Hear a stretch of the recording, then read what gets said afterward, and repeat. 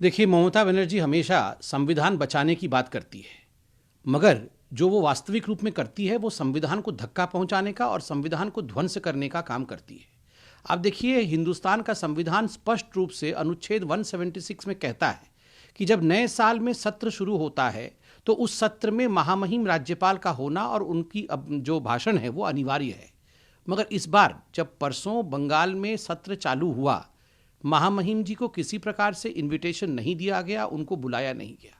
आखिर ये क्या हो रहा है? क्या बंगाल भारत से बाहर है? क्या एक नया रिपब्लिक है? क्या भारत का कानून बंगाल पे लागू नहीं होता है?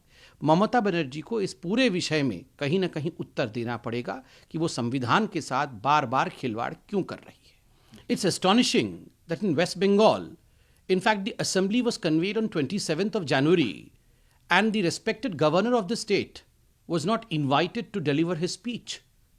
I mean, this is astonishing.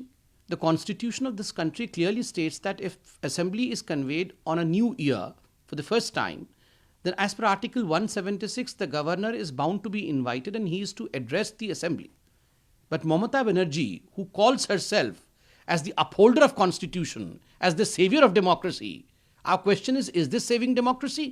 Is this saving constitution? This is anti-constitution and this is murder of democracy. Who answers? Mamata Banerjee has to answer and apologize.